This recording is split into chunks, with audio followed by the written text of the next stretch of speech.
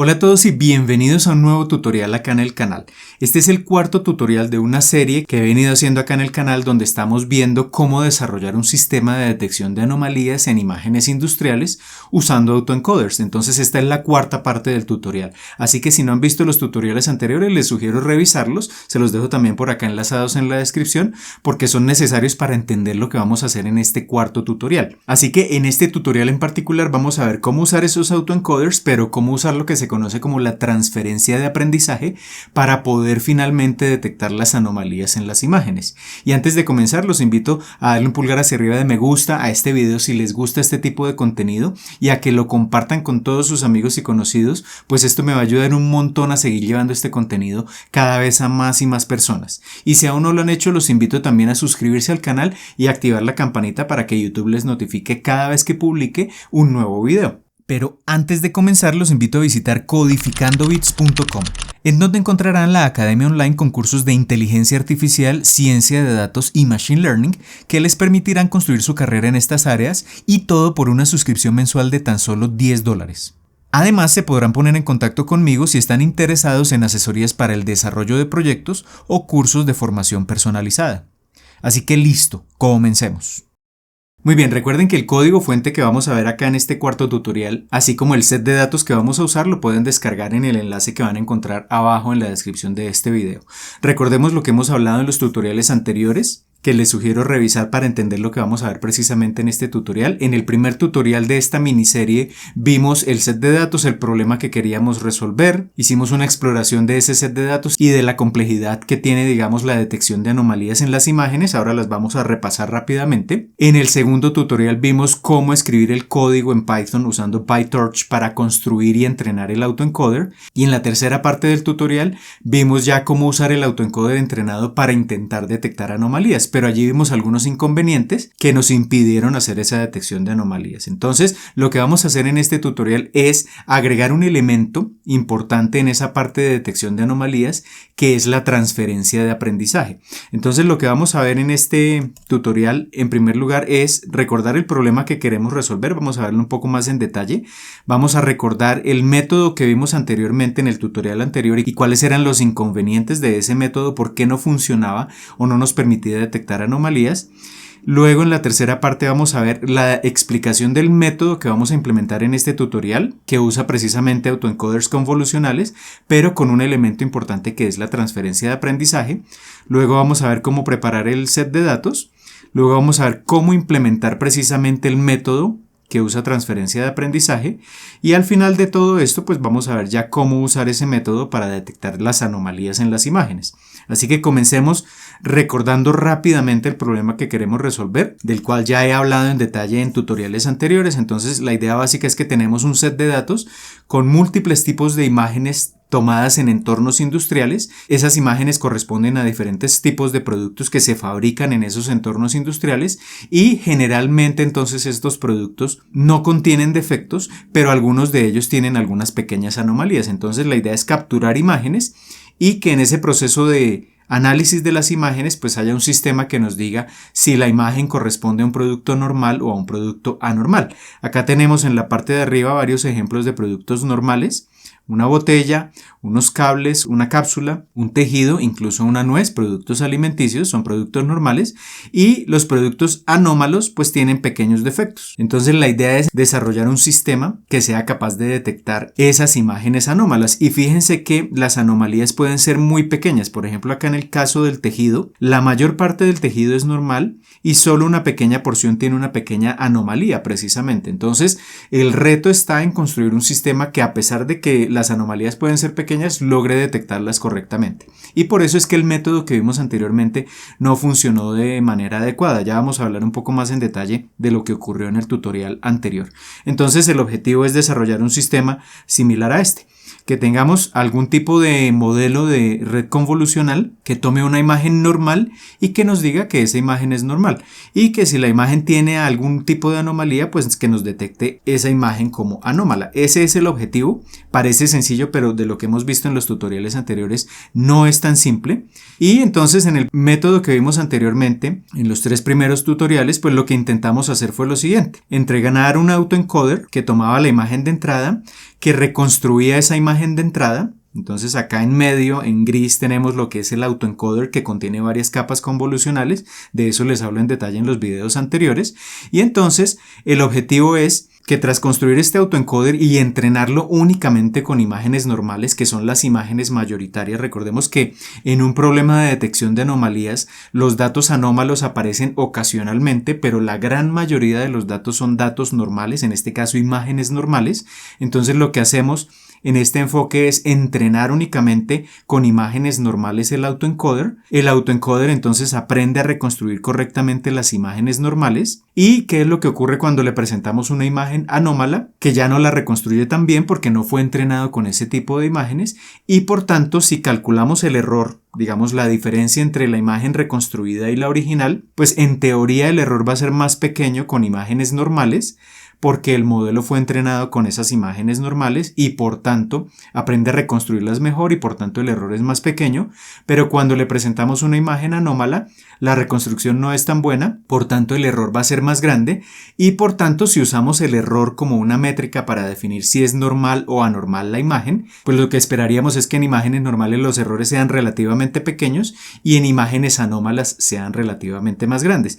Esa era nuestra hipótesis en los videos anteriores. Sin embargo, cuando hicimos esa reconstrucción de las imágenes de prueba y calculamos esos errores de reconstrucción, llegamos a este resultado. Acá lo que vemos son los histogramas de los errores, el error cuadrático medio es lo que estamos calculando, y básicamente vemos que las dos distribuciones se están traslapando, es decir, que los errores de las imágenes anómalas y de las imágenes normales no se diferencian lo suficiente, están acá traslapados y por tanto no podemos establecer como un umbral que separe unos errores de otros y que nos permita decir qué es normal y qué es anormal.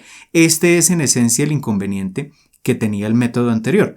Y por tanto, eso nos lleva a lo que vamos a ver en este tutorial. Entonces, ¿por qué ese método que implementamos en los tutoriales anteriores no funciona? Porque en primer lugar, las anomalías pueden ocupar pequeñas porciones de la imagen. Entonces, si volvemos acá al caso del tejido, cuando se reconstruye esta imagen anómala, digamos que el modelo, el autoencoder que construimos no es tan robusto y no es capaz de reconstruir incluso la parte anómala incorrectamente. Y por tanto esa reconstrucción generaría prácticamente el mismo resultado comparado con reconstruir una imagen normal, y por tanto ese error es muy similar en ese caso. Entonces, eso en primer lugar porque digamos las anomalías están muy localizadas en ciertas porciones de la imagen y el autoencoder que construimos no es sensible a esas pequeñas anomalías ubicadas en ciertas porciones de la imagen. Entonces acá es una cosa importante que hay que resaltar, y es que esas anomalías se pueden presentar a diferentes escalas. Pueden ocupar una porción relativamente grande de la imagen, pueden ocupar porciones muy pequeñas de la imagen, y el autoencoder que construimos no es capaz de analizar las imágenes o esas anomalías a diferentes escalas. Entonces este es un aspecto importante que hay que tener en cuenta porque es con base en esto que vamos a construir en un momento el nuevo sistema que usa transferencia de aprendizaje. Y además de eso, de que el modelo construido no es sensible a esas escalas, pues tampoco es robusto porque fue entrenado con un set de datos relativamente pequeño. A pesar de que tenemos 3.700 imágenes de entrenamiento, realmente son muy pocas para lograr construir un modelo bastante robusto. Entonces esto nos lleva a esta solución, que es la que les voy a explicar ahora, que es un método que usa autoencoders convolucionales, pero también el concepto de transferencia de aprendizaje. Entonces de la transferencia de aprendizaje les hablo en un video que les dejo por acá enlazado, pero la idea básica es que la transferencia de aprendizaje en el Deep Learning lo que busca, o en la inteligencia artificial lo que busca, es aprovechar modelos que hayan sido ya entrenados previamente con una gran cantidad de datos y aprovechar, digamos, ese aprendizaje que ya tuvieron en el caso nuestro para procesar imágenes y reaprovecharlos entonces para la tarea particular que tenemos en este caso, que es la detección de anomalías. Entonces, ese es el principio que vamos a utilizar. Vamos a usar la transferencia de aprendizaje, es decir, vamos a incluir acá un nuevo modelo que ya fue entrenado previamente con otro tipo de imágenes, pero que ya es robusto, digamos, en el proceso de extracción de características de esas imágenes, y lo que más nos interesa es que ese modelo extrae características de las imágenes a diferentes escalas, que es el problema que tenemos en el modelo que acabamos de construir, que las anomalías están presentes en diferentes porciones de las imágenes, pueden tener diferentes tamaños y el modelo que construimos hasta este punto no es robusto ante esas diferentes escalas. Entonces eso es lo que vamos a hacer. Ese método se basa en un artículo, se los dejo por acá enlazado si quieren verlo, un artículo científico donde precisamente proponen este método. Entonces, ¿cuál es la idea de este método? Ya es un poco más complejo, tiene muchos más bloques, pero vamos a ver uno a uno y los vamos a implementar uno a uno. Entonces la idea básica es que tenemos, por ejemplo, acá una imagen. Acá intencionalmente he puesto una imagen de una botella donde tiene acá una pequeña anomalía en la parte central. Entonces las imágenes que vamos a usar son las mismas que tenemos hasta este momento, es decir, son imágenes de 224 de alto, 224 de ancho y 3 canales porque son imágenes RGB, imágenes a color. Y acá, digamos, está el elemento clave, uno de los elementos clave, que es un modelo preentrenado. Entonces acá se tiene un modelo preentrenado, este modelo se llama ResNet o ResNet 50. Ese modelo ya ha sido preentrenado con millones de imágenes y tiene millones de parámetros. Tiene una gran cantidad de capas convolucionales, pero acá lo que nos interesa de este modelo es que este modelo, a pesar de que fue entrenado con otras imágenes, este modelo no ha sido entrenado para procesar este tipo de imágenes o imágenes con anomalías provenientes de entornos industriales, ha sido entrenado con otro tipo de imágenes, pero como ha sido entrenado con tantas imágenes, pues es un modelo muy robusto que sabe extraer características de esas imágenes y una cosa importante, a diferentes escalas. Entonces lo que vamos a hacer es usar este modelo para, a partir de ciertas capas convolucionales que vienen dentro del modelo, extraer ciertas características de las imágenes. Entonces, cuando yo digo extraer ciertas características a partir de ciertas capas convolucionales, me estoy refiriendo a que lo que queremos es extraer características de la imagen de entrada, pero a diferentes escalas. Esa es la idea básica. Entonces acá yo señalo, por ejemplo, un punto, en este caso, que es después de la segunda capa convolucional. Entonces, en ese punto vamos a extraer un conjunto de características. Yo lo llamo features 1, me refiero a features con características porque, digamos, cuando hagamos la implementación aparece este término en inglés. El término features en español es características precisamente. Y recordemos que una red convolucional, de las redes convolucionales también les hablo en detalle en una playlist que les dejo por acá enlazada, pero la idea básica es que a medida que vamos más profundo en la red convolucional, ya no tenemos imágenes como lo que tenemos acá a la entrada, sino que la imagen se va convirtiendo como en un volumen, en un tensor, es decir, el alto y el ancho se van reduciendo, pero se van obteniendo más planos o más canales en la profundidad. Y esos canales representan características relevantes de la imagen que nosotros como humanos no podemos interpretar, pero que el modelo aprende a interpretar esos números para poder extraer información relevante de las imágenes. Entonces, en este punto que les estoy acá señalando, vamos a extraer un conjunto de características, un tensor, un volumen, que es este de color verde claro que he llamado Features 1, que es un volumen que contiene una gran cantidad de números que para nosotros no significan nada, pero que tienen características esenciales de la imagen. Ese volumen es de tamaño 28 por 28 por 512. Entonces, esa es una primera escala de características que vamos a extraer. Acá este ResNet no lo vamos a entrenar, es decir, vamos a tomar el modelo preentrenado y ya con ese modelo preentrenado simplemente le presentamos una imagen y él ya extrae este volumen de características sin entrenamiento adicional. Ahí es donde está la transferencia de aprendizaje y esto sería una escala de características y la otra escala la extraemos del siguiente bloque, que es el que viene acá en este punto. En ese punto extraemos entonces lo que he llamado Features 2, que es otro volumen que ya va a tener un tamaño diferente porque ha pasado por otra capa convolucional. En este caso es de 14 por 14 por 1024.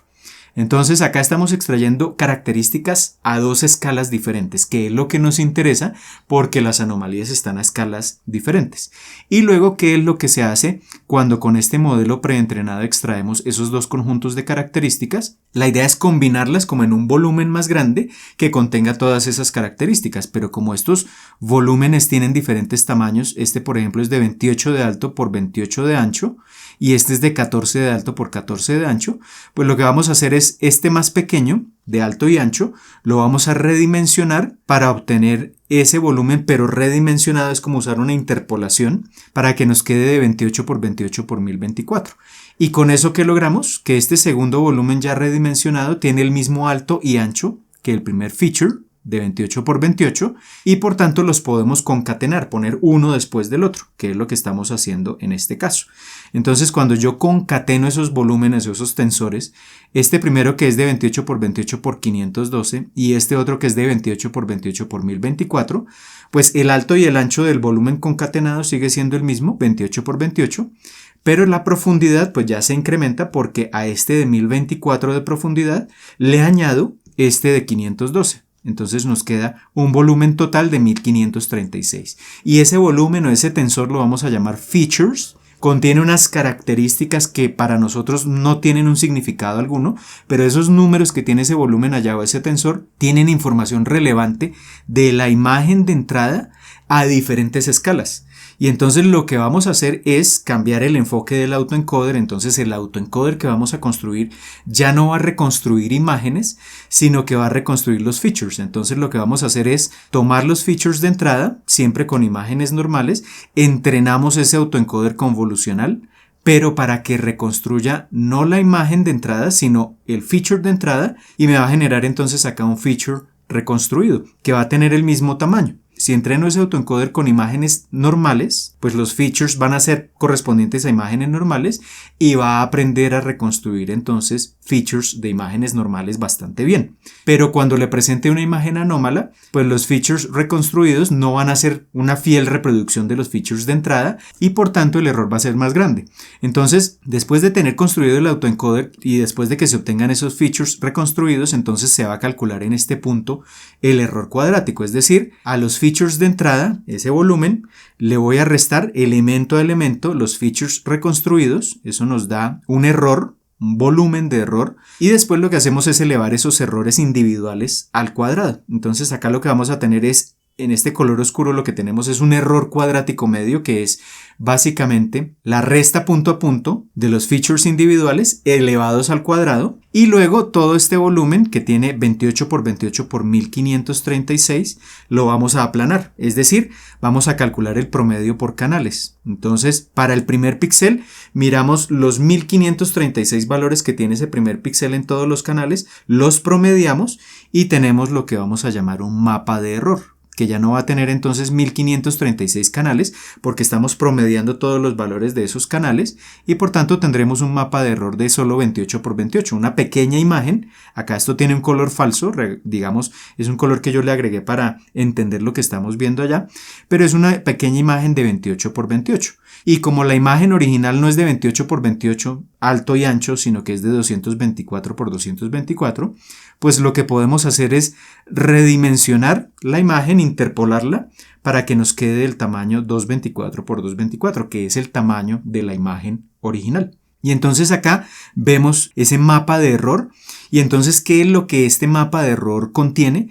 Pues lo que nos indica es que los errores más altos en la reconstrucción, porque en últimas lo que estamos viendo acá con falso color son errores en la reconstrucción. Entonces, es de esperar que, por ejemplo, si la imagen es normal, prácticamente todas las tonalidades son azules o verdes, pero si la imagen es anómala, teniendo en cuenta que el autoencoder fue entrenado solo con imágenes normales, pues la reconstrucción no va a ser tan buena y por tanto los errores van a ser más grandes y por tanto en el mapa de error redimensionado vamos a tener zonas de color rojo, es decir, píxeles con valores más altos que nos indican que los errores son más grandes en esas regiones. Que en este caso, si hago la comparación, observemos acá, de pronto no se aprecia muy bien, pero acá tenemos la anomalía como en la parte central de la imagen y cuando se obtiene el mapa de error redimensionado se resalta precisamente en rojo esa porción que tiene anomalías. Entonces eso es lo que esperaríamos obtener con imágenes anómalas. Al obtener el mapa de error, este es todo el objetivo de lo que estamos haciendo con todos estos bloques, entonces presentar una imagen y obtener acá al final un mapa de error, pues ese mapa de error va a tener errores relativamente pequeños si la imagen es normal y si la imagen es anómala, pues hay regiones de la imagen donde ese error va a ser más grande. ¿Y por qué los errores son más grandes en ciertas regiones? Porque las anomalías se presentan en algunas regiones de la imagen y porque este modelo que estamos implementando, pues es capaz de detectar esas anomalías o de extraer características de esas anomalías a diferentes escalas, que es lo que estamos haciendo con este modelo preentrenado. Entonces acá tendremos el mapa de error y luego lo que podemos hacer es, pues no tomamos todos los píxeles y los promediamos, sino simplemente lo que podemos hacer es tomar los top 10 píxeles, por ejemplo, con los errores más altos, es decir, de todos los píxeles que aparecen acá en el mapa, tomamos los 10 píxeles con errores más altos, los llevamos a un vector y promediamos este valor. Y resultado de todo esto es simplemente un número, y ese número nos va a indicar el error top 10 promedio de los píxeles con errores más altos en el mapa de reconstrucción. Y el objetivo de todo esto es que ese número que calculamos acá al final, después de tener los top 10 errores y promediarlos, pues debería ser mucho más grande en imágenes anómalas que en imágenes normales. Esa es la lógica de todo este sistema que vamos a implementar, y esto funciona bastante bien, como lo vamos a ver en un momento. Entonces, ahora el objetivo es, teniendo claro este esquema de cómo se hace la detección de anomalías usando este esquema de transferencia de aprendizaje, pues ahora sí el objetivo entonces es ver cómo implementar todo esto. Acá rápidamente vamos a recordar los detalles del set de datos. Esto ya lo hablamos incluso en el primer video de este tutorial, así que voy a pasar muy rápidamente por esto. El set de datos ustedes lo van a poder descargar en el enlace que les voy a dejar precisamente acá en la descripción del video. Acá simplemente lo que hago es, como tengo en mi Google Drive montado este set de datos, entonces cargo Google Drive, y después de montar Google Drive acá en Google Colab, pues simplemente me voy a la carpeta donde tengo precisamente ese set de datos de anomalías, este archivo .zip, y simplemente acá entonces lo descomprimo, y donde lo descomprimo me va a quedar en la carpeta Content, NVTech Dataset, que va a quedar almacenada acá en esas carpetas de Google Colab. Entonces acá lo descomprimo y ya con eso creamos el dataset de PyTorch. De esto, como les decía, les hablo en detalle en el primer tutorial, entonces no voy a detenerme a verlo en detalle. Lo que nos interesa es la parte como tal del detector de anomalías. Tenemos ya creado ese dataset, acá lo ejecutamos y entonces tenemos acá el tamaño del set de entrenamiento y el tamaño del set de prueba. Importante tener en cuenta que el set de entrenamiento solo va a contener imágenes normales sin anomalías, y el set de prueba va a tener una combinación de imágenes normales y anormales. Tenemos 3.629 imágenes de entrenamiento y 768 de prueba. Acá simplemente vamos a mostrar algunos ejemplos del set de prueba. Acá voy a crear un diccionario, es decir, en el set de prueba tenemos un diccionario que se llama Class2IDX, que me permite ver qué etiqueta se le asigna a las imágenes anómalas y cuál se le asigna a las imágenes normales. Entonces, por ejemplo, normal, etiqueta 0, anómala, etiqueta 1 o viceversa, ahora lo miramos. Y este diccionario pues hace lo inverso. Entonces, en lugar de convertir de etiqueta, por ejemplo, anómala o normal a etiqueta numérica 0, 1, hace lo contrario. 0 equivale a anómala y 1 equivale a normal o viceversa. Eso lo vamos a ver en un momento, pero este diccionario lo vamos a usar más adelante.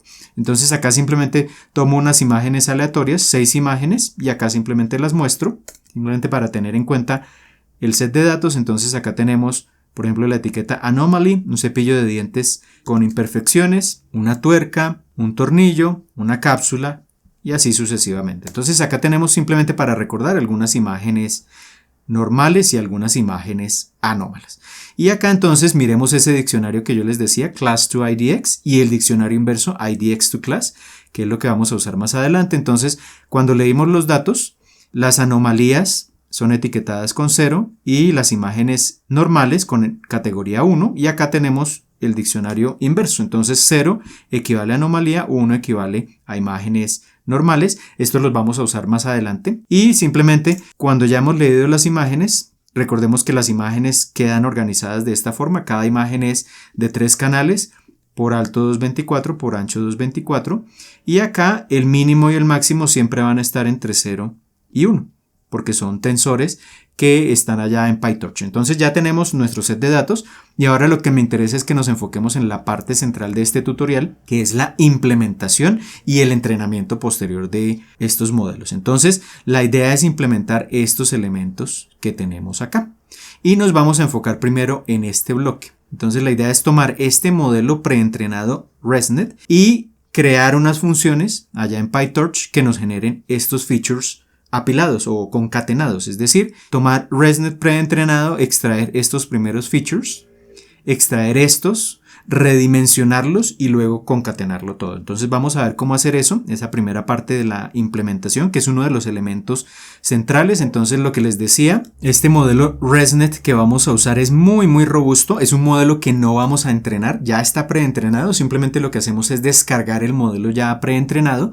Entonces ese modelo fue entrenado para una tarea de clasificación de imágenes. Acá no vamos a hacer como tal clasificación de imágenes, vamos a hacer detección de anomalías, que es un tipo de clasificación pero muy específico. Cuando se entrenó ese modelo en su momento, fue entrenado con un set de datos masivo, 14 millones de imágenes aproximadamente, que es el set de datos ImageNet, y aproximadamente 1000 diferentes categorías. Es decir, el modelo tenía que aprender a clasificar la imagen, cada imagen de entrada, en una de 1000 posibles categorías. Entonces es un modelo muy robusto que tiene casi 26 millones de parámetros. Y lo vamos a usar no para clasificar imágenes, sino para extraer los features que nos interesan de ciertos bloques de esas capas convolucionales. De hecho, si quieren aprender más sobre este modelo ResNet, de ese modelo hablo en detalle en un curso que tengo en la Academia Online que se llama Fundamentos de Deep Learning con Python, donde aprendemos todo lo relacionado con las redes neuronales, las redes convolucionales, las redes LSTM, las redes Transformer. En ese curso entonces hablo en detalle precisamente de ese modelo. Entonces por acá les dejo el enlace a ese curso si quieren darle una mirada. Entonces, ¿cómo cargo ese modelo preentrenado? Voy a importar PyTorch. Esta función o esta opción de Torch Summary, esta librería de Torch Summary, simplemente me permite imprimir fácilmente en pantalla la información de un modelo. Y uso Torch Vision, que también es una librería de PyTorch, que me permite cargar el modelo. Entonces, como tal, el modelo se carga con esta función ResNet50. Y ResNet50 Weights lo que hace es cargar los parámetros del modelo ya entrenado. Entonces, acá siempre vamos a trabajar con la GPU. Ya tengo la GPU de Google Colab. Simplemente acá entonces defino que voy a usar la GPU, cargo el modelo ResNet y acá entonces le voy a decir que voy a cargar los parámetros del modelo preentrenado y muevo esto al dispositivo, es decir, a la GPU. De hecho, todo esto de determinar cuál es el dispositivo, de mover un modelo a la GPU, lo explico también en un tutorial que tengo por acá, les dejo por acá enlazado, que es el tutorial de PyTorch desde cero, donde les explico, digamos, los elementos básicos de cómo funciona esta librería. Entonces acá ya tenemos el modelo y acá con Summary simplemente voy a imprimir en pantalla las características del modelo. Voy a definir de una vez que el modelo, por ejemplo, va a tener una entrada para poder imprimir estas características del modelo, que el modelo tiene un tamaño de entrada de 3 por 224 por 224, que es el mismo tamaño de cada una de las imágenes que tenemos en nuestro set de datos. Entonces ejecutamos esto, lo que hace PyTorch es descargar el modelo y acá nos imprime entonces las características generales de ese modelo en pantalla. Entonces desde la primera capa nos indica los tamaños de los volúmenes de salida, de los tensores de salida, cuántos parámetros tiene cada una de las capas y ahí hasta llegar a la última capa. Fíjense que es un modelo inmenso hasta que llega a la última capa donde tenemos 1000 neuronas de salida porque ese modelo está entrenado para clasificar imágenes en una de 1000 posibles categorías, pero todo esto no lo vamos a usar, vamos a extraer solo unas porciones que nos interesan de ese modelo. En total este modelo tiene casi 26 millones de parámetros. Afortunadamente no tenemos que entrenarlo porque es un modelo gigantesco que requeriría muchos recursos computacionales. Lo que nos interesa de este modelo, que ya vimos cómo cargarlo, es solo extraer los features que nos interesan, que están en la capa 2 y la capa 3 del modelo. Entonces, fíjense que cada capa tiene unos nombres. Entonces la idea es acceder a la capa que nos interesa, eso ya lo tengo acá implementado en el código, y extraer los features. Torch Vision o PyTorch tiene una opción interesante que es que me permite tomar un modelo y de ciertas porciones de ese modelo extraer las características. Eso se llama, o esa función es Create Feature Extractor, crear un extractor de características. Entonces importo esa función de Torch Vision, cargo otra vez el modelo, hago lo mismo que hicimos hace un momento, cargamos este modelo, acá voy a usar estos parámetros, los que se obtuvieron al entrenar el modelo con este set de datos, el ImageNet 1K versión 2. Muevo el modelo al dispositivo y acá, esto es clave, como no voy a usar el modelo o como no lo voy a entrenar, entonces le digo resnet.eval, simplemente para decirle a PyTorch que voy a generar predicciones con el modelo, pero que no lo voy a entrenar. Y acá simplemente entonces voy a definir un diccionario con los nombres de las capas del modelo que me interesan para extraer esas características. Entonces eso lo llamo return nodes y entonces voy a acceder a la capa 2 del modelo y a la capa 3, que es básicamente lo que tenemos. Acá voy a borrar ya esto. en el gráfico un poco. Entonces acá tenemos la capa 2 y la salida de la capa 3. Fíjense que esta es la capa 1, la capa 2, entonces la salida de la capa 2 me genera este primer feature y la salida de la capa 3 me genera este segundo feature. Entonces eso es lo que estoy poniendo acá en el diccionario y le voy a dar un nombre personalizado. Entonces voy a decirle features capa 2, features capa 3. Y entonces esto es simplemente un diccionario que me va a indicar o que me va a permitir indicarle a PyTorch de dónde quiero extraer los features y qué nombre quiero darles. Y acá es donde hago o uso el feature extractor. Entonces uso esta función, le presento el modelo del cual quiero extraer características y le presento el diccionario donde especifico las capas de donde voy a extraer la información. Y acá ya tengo el feature extractor. Entonces es así de sencillo. Y entonces, por ejemplo, ya con este feature extractor vamos a hacer una prueba. Simplemente lo que voy a probar es si le presento una imagen, él debería extraerme estos dos volúmenes que tenemos acá. Uno de 28 por 28 por 512 y uno de 14 por 14 por 1024. Todavía no vamos a hablar del redimensionamiento. Vamos a extraer los features originales del modelo. Como todavía no tengo una imagen para presentarle, bueno, sí tengo unas imágenes, pero acá simplemente la voy a simular. Entonces voy a crear una imagen, voy a llamarla X, pero realmente no es una imagen, sino que es un volumen que tiene el mismo tamaño de una imagen, 3 por 224 por 224. Este 1 se refiere a que tengo un solo dato, pero va a tener datos aleatorios. Pero lo que nos interesa no es mirar el contenido, sino verificar que los features que se extraen tienen el tamaño que nos interesa. Entonces acá simulo la imagen en esta parte y acá como el modelo está en la GPU, tengo que mover la imagen a la GPU. Acá le digo no grad, esto también es importante porque entonces acá le especifico a PyTorch que este feature extractor que depende del modelo no lo voy a entrenar. Eso es lo que le estoy diciendo acá con no grad. No entrene ese feature extractor, simplemente úselo para extraer las características. Y entonces acá está lo clave.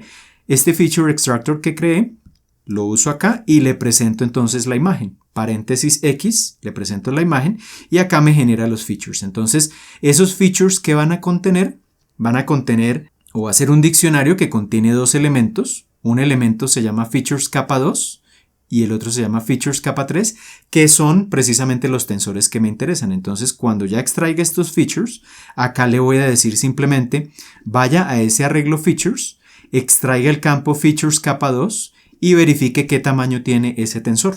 Y lo mismo para la capa 3. Ejecutemos esto. Y en este punto entonces tenemos los features de la capa 2 son de 1. Ese 1 es porque introduje una imagen, pero el volumen es de 512 por 28 por 28.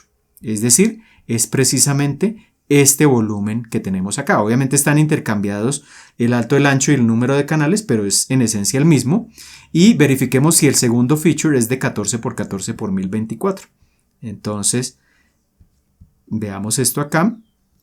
Es de 1024 por 14 por 14. Entonces acá ya tenemos el elemento central, que es usar el modelo preentrenado para extraer los features. Y ya tenemos entonces esa función. Entonces, ahora el objetivo es poner todo esto como en un pequeño modelo, es decir, esta parte de extracción de características, ponerla en un pequeño modelo, pero vamos a agregarle ahora lo que nos falta, que es llegar a este feature concatenado. Entonces la idea es este más pequeño, el segundo feature que se extrae, redimensionarlo para que nos quede no de 14 por 14, sino de 28 por 28 por 1024, y luego concatenar estos dos para que nos quede el feature final que nos interesa, con el que vamos a alimentar el autoencoder, que nos quede de 28 por 28 por 1536. Entonces, para eso, lo que voy a hacer es crear esta clase extractor, que es como una pequeña red neuronal, pero que solo se va a encargar de extraer los features, redimensionar el más pequeño, concatenarlos y entregarnos el feature final. Entonces, acá simplemente voy a replicar un poco lo que ya hicimos antes y voy a agregarle otros elementos. Entonces acá todo esto también lo explico en el tutorial de PyTorch desde cero que les dejo por acá enlazado. Entonces acá fíjense que estoy haciendo lo mismo que hicimos hace un momento. Cargo el modelo preentrenado ResNet, lo pongo en modo eval para que no se entrene. Defino el diccionario donde especifico las capas que quiero extraer. Creo el feature extractor que creamos ahora hace un momento. De la misma manera, acá le voy a crear una capa de pooling. Del pooling también hablo en un video que les dejo por acá enlazado. Pero básicamente como estos features vienen de capas diferentes. Este features 1 y el features 2 viene de capas diferentes. Entonces, para que los valores numéricos estén como en las mismas escalas, lo que hacemos es una tarea de pooling. Entonces acá creo un pooling de suavizado. Básicamente lo que hace es como promediar los valores de esos tensores para que nos queden, digamos, esos rangos de valores uniformes. Entonces defino esa capa de pooling. Y acá los campos de salida, pues simplemente esto lo que va a contener es este diccionario, pero únicamente los nombres de las capas que me interesan. Layer 2, Layer 3. Es decir, es una lista que contiene estos nombres de las capas que vamos a extraer. Entonces, esa es la estructura, digamos, del extractor, y acá es donde se hace como tal la extracción y todos los pasos adicionales. Extraer los features, ajustar el tamaño del segundo feature y concatenarlos. Entonces, ¿cómo los extraemos? Tal como lo hicimos hace un momento en el código de ejemplo con el feature extractor. Acá tenemos ya los features, es decir, tenemos estos dos de acá, estos dos features.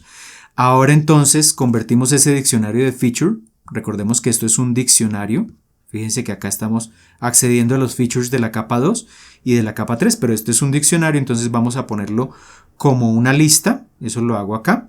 Simplemente es para poder manipular más fácilmente los features. Entonces me queda una lista con dos elementos, los features de 512 por 28 por 28 en un elemento y los de 1024 por 14 por 14 en el otro elemento de la lista. Acá los suavizo por lo que les decía, porque vienen de diferentes capas.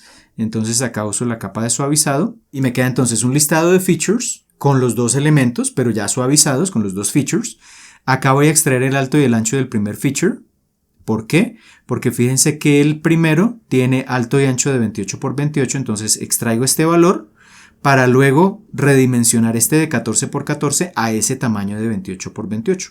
Entonces eso es lo que hago acá. Simplemente me voy al primer feature en la primera posición, el 0, que es el de 28 por 28, y extraigo esos tamaños. Entonces esto me da un alto de 28, un ancho de 28, y luego entonces ajusto el tamaño del segundo feature, que era de 1024 por 14 por 14, ahora lo dejo de 1024 por el alto y el ancho que acabo de calcular. Eso lo hago con Adaptive Average Pool 2D, que es una capa que básicamente interpola, digamos, esos valores para dejar ese tamaño más grande. Entonces creo una instancia de ese interpolador, lo llamo resizer, y acá entonces sí hago el redimensionamiento, en este caso, con ese resizer.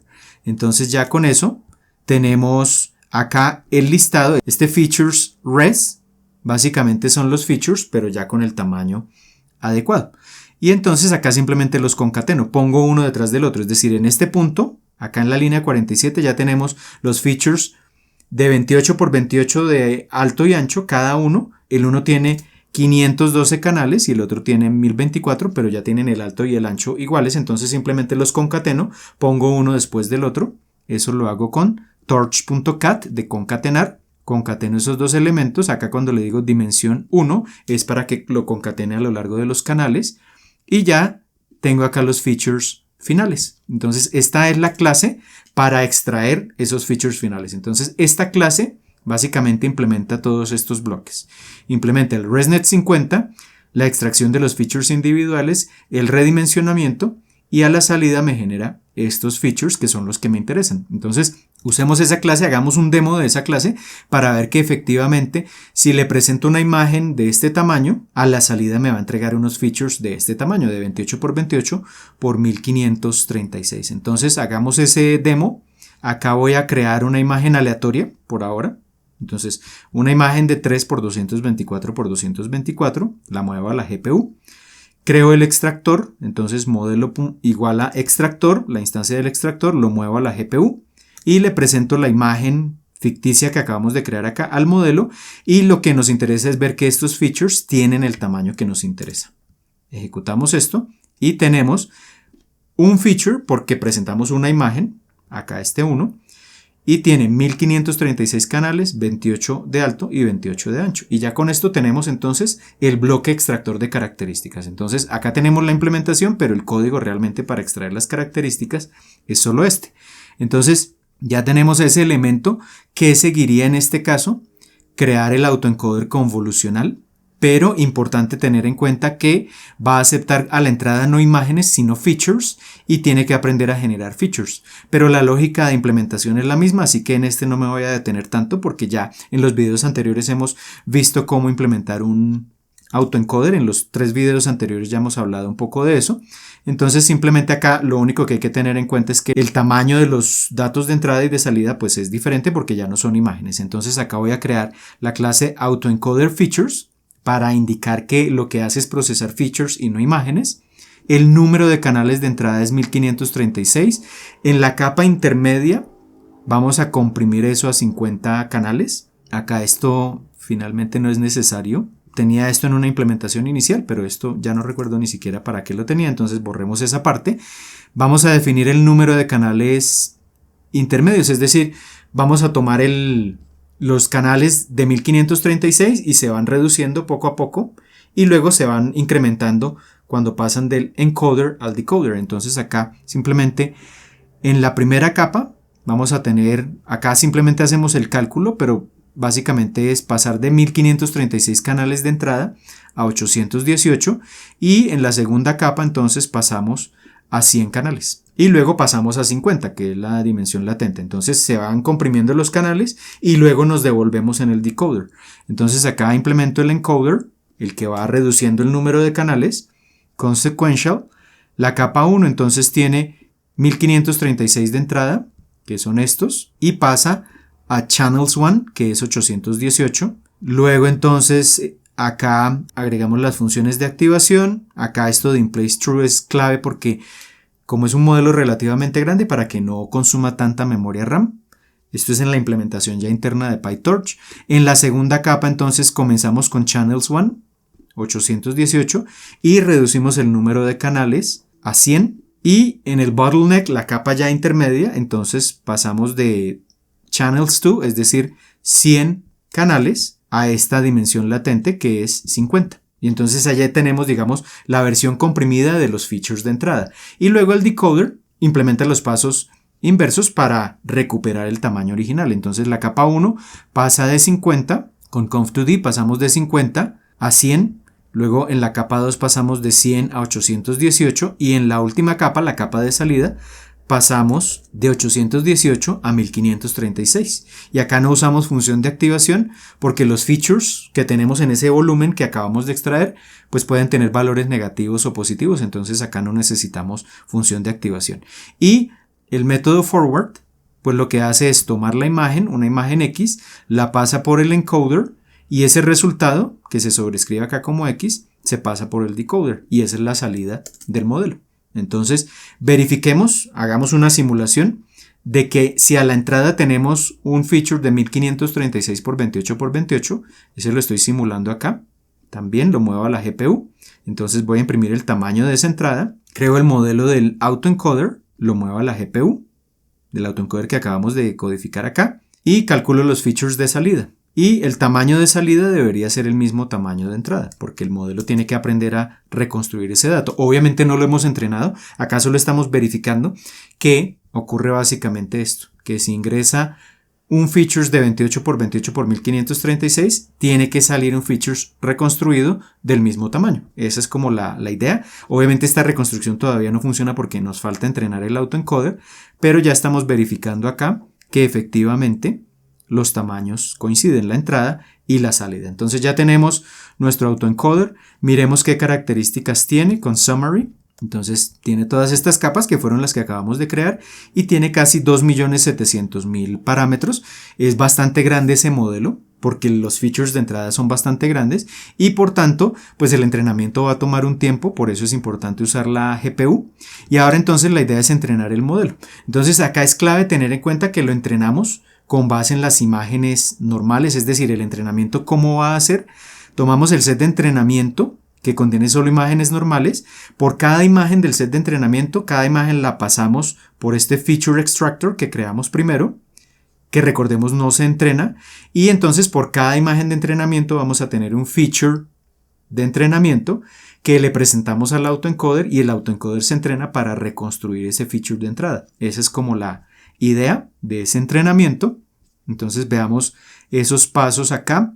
Vamos a ver rápidamente esta implementación. Entonces acá importante tener en cuenta, el Feature Extractor no va a ser entrenado porque ya el modelo fue entrenado previamente, el basado en ResNet, y entonces únicamente vamos a entrenar el autoencoder.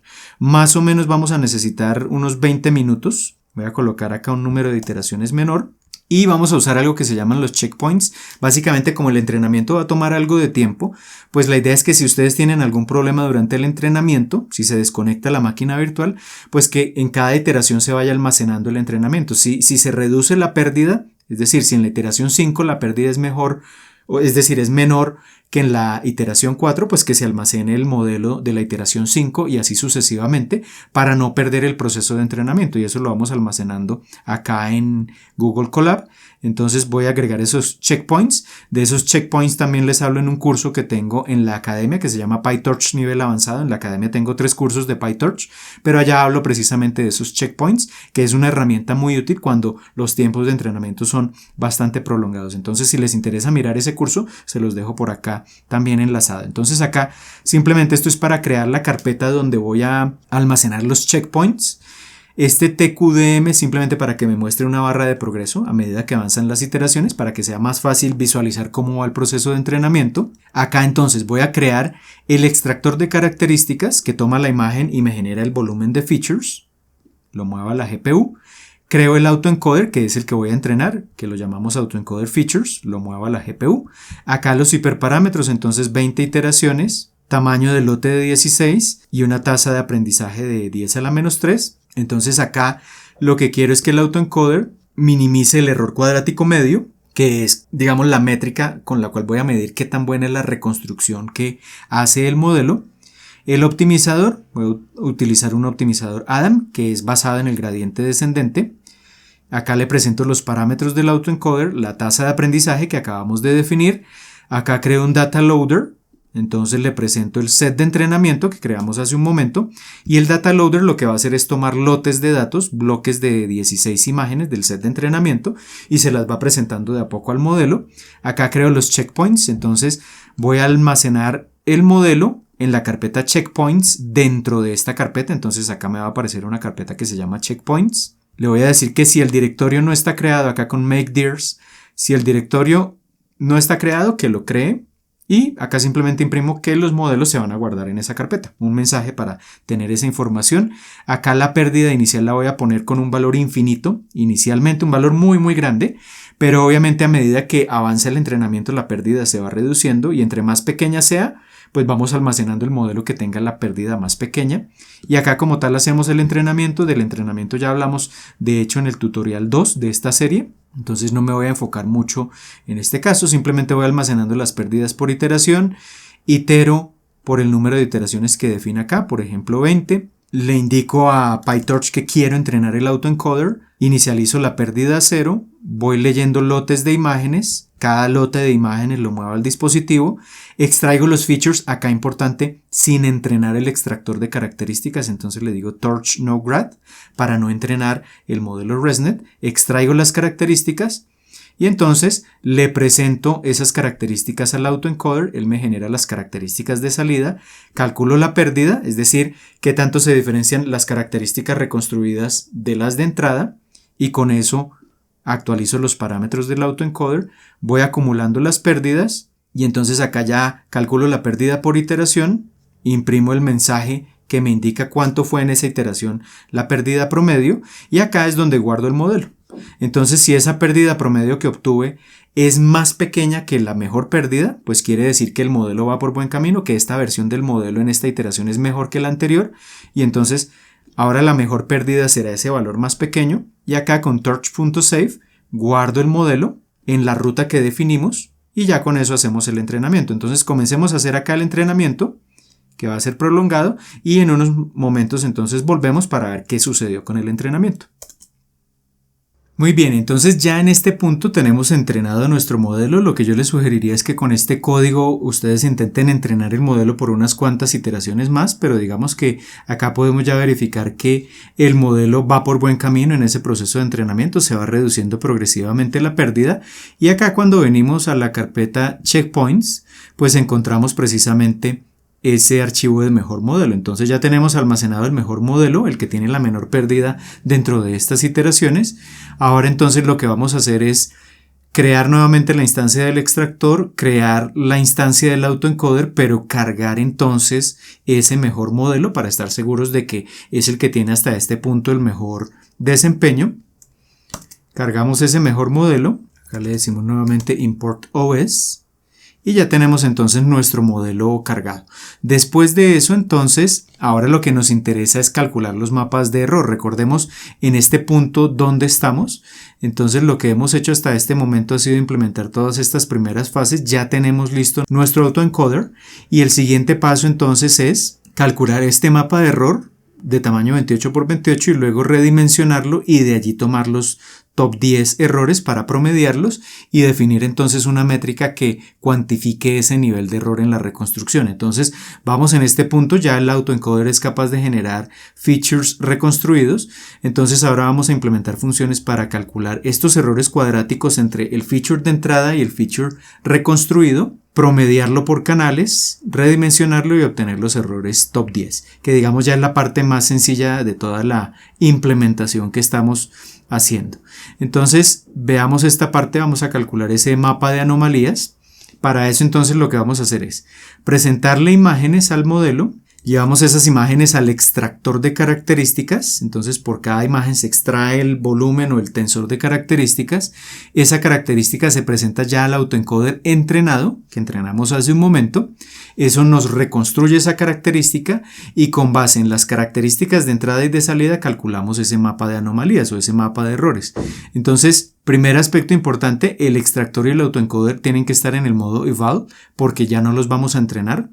Entonces extractor.eval, autoencoder.eval, calculamos los features con el extractor, entonces noGraph para que no entrene el extractor y le presentamos las imágenes a ese extractor, nos genera los features, esos features se los presentamos al autoencoder, nos genera las reconstrucciones.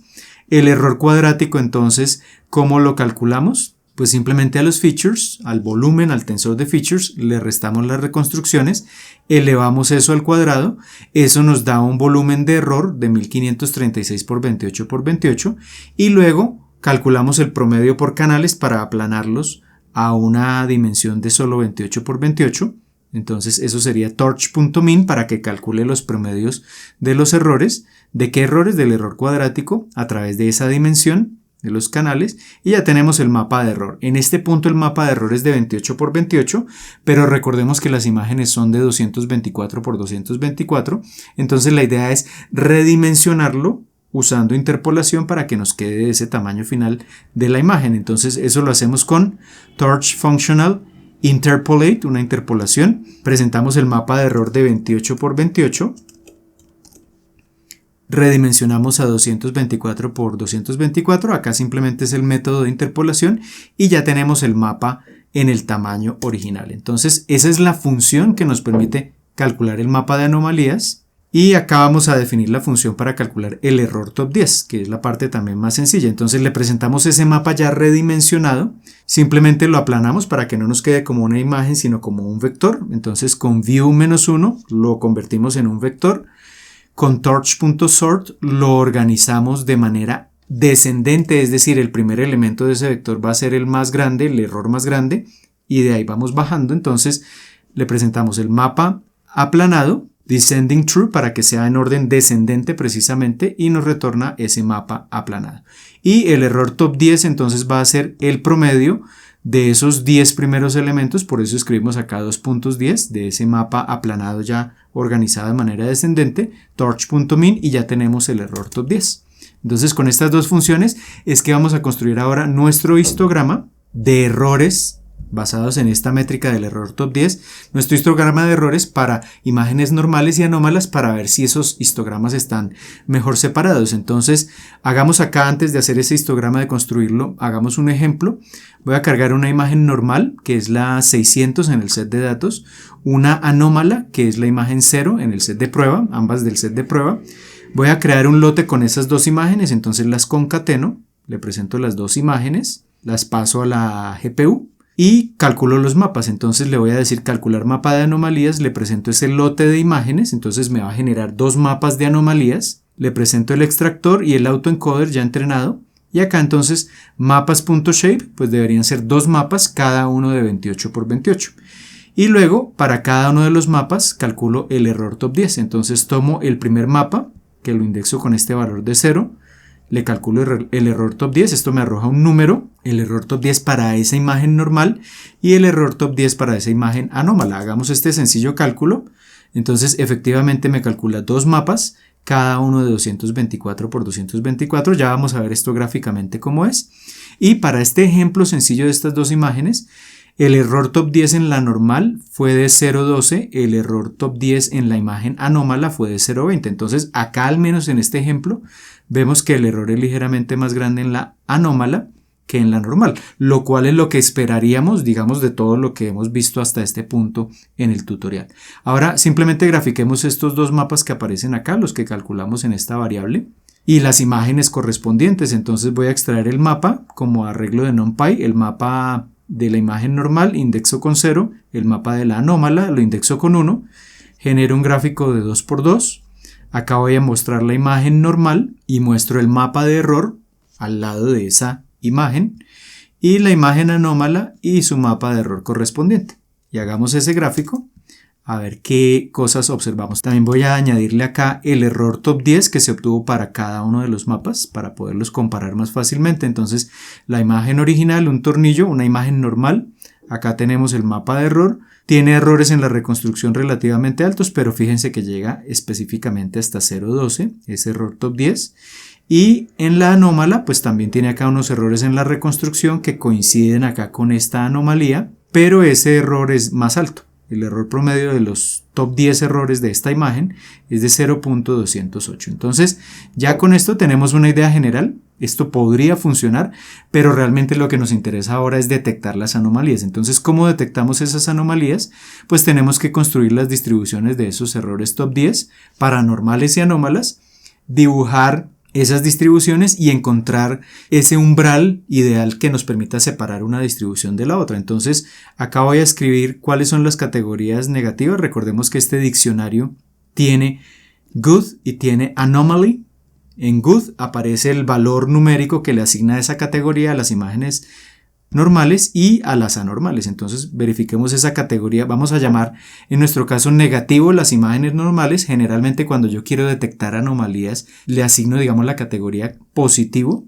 Esto digamos en términos de por ejemplo calcular el F1 score, que es una métrica que se usa por ejemplo para clasificadores de anomalías. Entonces acá la categoría negativa, es decir, las imágenes normales están etiquetadas con 1 en nuestro set de datos y la categoría positiva, imágenes anómalas, están etiquetadas con 0. Esto dejémoslo ahí por un momento porque es clave al momento de ya calcular las métricas. Aquí vamos entonces a obtener los histogramas. Simplemente creo el data loader del set de prueba porque es el que tiene imágenes normales y anómalas. Le voy a presentar de a una imagen al sistema de detección. No las voy a mezclar aleatoriamente para que absolutamente todas las imágenes sean procesadas. Acá voy a almacenar las categorías 0 o 1 y los errores que vamos calculando, los errores top 10 para cada una de las imágenes. Le presentamos el test loader, vamos leyendo imágenes y categorías, movemos la imagen a la GPU, calculamos el mapa de anomalías de la imagen tal como lo hicimos hace un momento con la función calcular mapa de anomalías. Con ese mapa entonces calculamos el error top 10 con la función que creamos hace un momento. Tenemos el error que es un número, almacenamos ese error en el listado de errores y almacenamos la categoría de la imagen que está en label, que leemos acá, en el arreglo de categorías y acá entonces vamos a dibujar las distribuciones. Convertimos los errores a un arreglo de NumPy, las categorías a un arreglo de NumPy y acá entonces tomamos las categorías negativas, categorías positivas, le ponemos la etiqueta correspondiente, normal o anómala y mostramos los errores de la distribución. Entonces ejecutamos esto, son 768 imágenes de prueba. Veamos esto que tan bien funciona. Veamos antes de terminar ese cálculo. Recordemos que de lo que vimos en los tutoriales anteriores, el enfoque que habíamos usado hasta ese momento nos arrojaba unas distribuciones de error que se estaban traslapando y por tanto el problema era que no podíamos encontrar un umbral ideal. Lo que esperaríamos en este caso, ya con este sistema más robusto, es que no estén del todo traslapadas estas distribuciones. Entonces verifiquemos si eso es cierto. Vamos a ver el histograma reconstruido y acá tenemos precisamente estos histogramas. Entonces hay un pequeño traslape, pero fíjense que ya están mucho más separados. Ya por lo menos la gran mayoría de los datos anómalos tienen errores que están alejados lo suficiente de lo que son los datos normales. Obviamente en este traslape lo que va a implicar es que algunos datos anómalos van a ser clasificados incorrectamente como normales y algunas imágenes normales serán incorrectamente clasificadas como anómalas, pero digamos que ya tenemos una mejor separación, muchísimo mejor de lo que teníamos antes.